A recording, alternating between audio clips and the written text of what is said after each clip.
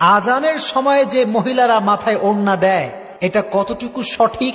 মায়েরা বোনেরা আমাকে অনেক সময় প্রশ্ন করে যে হুজুর, যখন আজান দেয় দেখবেন অনেক মেয়ে মাথায় ওড়না না থাকলে ওড়না দেয়। দেয় কি দেয় না? দেয়। দেখবেন যখনই মাগরিবের আজান হয়ে যায় তখন দেখবেন অনেক মেয়েরা ওড়না নাই মাথার ভেতরে, আজান হওয়ার সঙ্গে সঙ্গে ওড়না দেয়, আজান হয়ে গেলে আবার খুলে ফেলে। আছে না নাই? এখন প্রশ্ন হচ্ছে এইটা, আজানের সময় যে মহিলারা মাথায় ওড়না দেয় এটা কতটুকু সঠিক এবং এটা কোরআন সুন্নাহ দ্বারা প্রমাণিত কিনা, এটা আমি উত্তর দিব। আপনারা সবাই শুনবেন তো ইনশাআল্লাহ? আজীবন মনে রাখবেন, এগুলো খুবই গুরুত্বপূর্ণ প্রশ্ন। একটা কথা অলওয়েজ মনে রাখবেন, পর্দা এবং হিজাব এটা হচ্ছে প্রকৃত পক্ষের একটা মেয়ের, এবং একটা মেয়ে কতটা কোয়ালিফাইড, একজন মেয়ে কতটা আদর্শবান এটা প্রমাণ করে তার হিজাব এবং বোরকা, ঠিক কিনা? এখন কথা হচ্ছে, আল্লাহ তাআলা সূরা আহজাবের ৫৯ নম্বর আয়াতে বলেছেন, ইয়া আইয়ুহান নাবিয়্যু কুল লিআজওয়াজিকা ওয়া বানাতিকা ওয়া নিসাইল মুমিনিন ইউদনিনা আলাইহিন্না মিন জালাবিবিহিন। আল্লাহ তাআলা বললেন, ও নবী, আপনি আপনার স্ত্রীদেরকে বলে দেন এবং মুমিনা নারীদেরকে বলে দেন, তারা যখন বাহিরে বের হবে, লোকালয়ে চলবে, তখন তারা যেন চাদর দিয়ে মুখ ঢেকে নেয়। শরীর ঢাকার দরকার আছে না নাই? জালাবিবিহিন, এই শব্দটা জালাবিব এটা লিসানুল আরব একটি লুগাত আছে, এই লুগাতের ভেতরে এসেছে যে ২৭৩ নম্বর পৃষ্ঠায় এই অর্থটি রয়েছে। জালাবিব মানে হচ্ছে এমন একটা কাপড়, এমন একটা চাদর যে চাদর দিয়ে মাথার উপর থেকে নিয়ে পা পর্যন্ত ঢাকা যায়। মূলত এই চাদরগুলো যারা আরবে গিয়েছেন তারা জানেন, এই চাদরগুলো আরবে অ্যাভেইলেবল, কিন্তু বাংলাদেশে মাথার থেকে পা পর্যন্ত ঢাকা যায় এরকম চাদর বাংলাদেশে খুব কম পাওয়া যায়। এটা হচ্ছে জালাবিবের অর্থ। মুফাসসিরিনে ইকরাম যেই ব্যাখ্যা করেছেন এটার দ্বারা বোঝা যায় জালাবিবের অর্থ হচ্ছে এমন জামা, এমন কাপড় যে কাপড় দিয়ে শরীর ঢাকা যায়।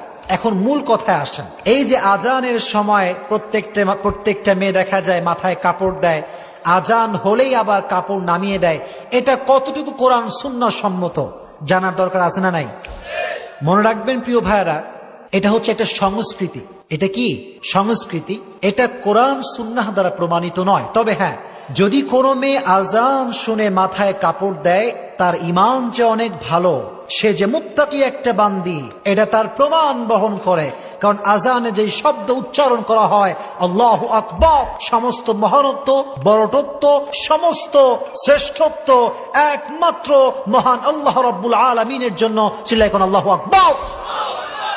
তো এই আওয়াজ যখন হয়, ইমানের তাপমাত্রা বাড়ার আশঙ্কা বেশি। তো সেই সময় যদি কোনো মেয়ে মাথায় ওড়না দেয়, কাপড় দেয়, এটা প্রমাণ করে তার ইমানটা খুব ভালো। তবে এটা মনে করা যাবে না যে আমি এটা কাপড় দিচ্ছি, এটা মনে হয় আমার উপরে ওয়াজিব, এটা মনে হয় আমার উপরে ফরজ, এটা কখনো মনে করা যাবে? অনেক মেয়েরা মনে করে আজানের সময় মাথায় কাপড় না দিলে শয়তান চুলের ভিতরে ঢুকে যায়। কিসের ভিতরে ঢুকে যায়?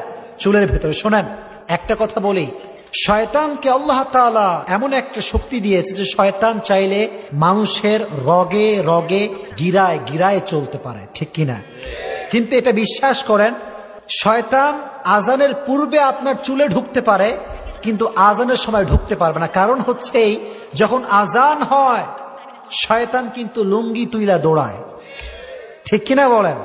কারণ আল্লাহু আকবার, এই আজানের শব্দ শয়তানের হজম হয় না, ঠিক কিনা? এজন্য এটা মনে করা যাবে না যে আমাকে দেওয়াই লাগবে। হ্যাঁ, যদি আপনি মাথায় কাপড় দেন তাহলে বোঝা যাবে আপনার ভিতরে তাকওয়া আছে, আপনি আল্লাহকে ভয় করেন। তবে এটা ফরজ ওয়াজিব কোনো আমল হতে পারে।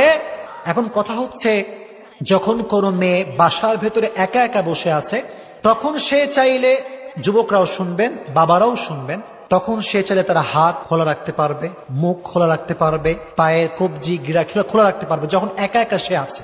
কিন্তু যখন কোনো একটা মেয়ে বাসার ভেতর থেকে বের হবে, ইসলামের প্রভিশন বা ইসলামের বিধান হচ্ছেই যে মেয়েটা বের হওয়ার সময় তার পরিপূর্ণ ড্রেস আপ হবে, এমন ড্রেস আপ যে তার পায়ের কবজি থেকে শুরু করে নিয়ে কপাল পর্যন্ত পুরো চুল ঢাকার দরকার আছে না নাই?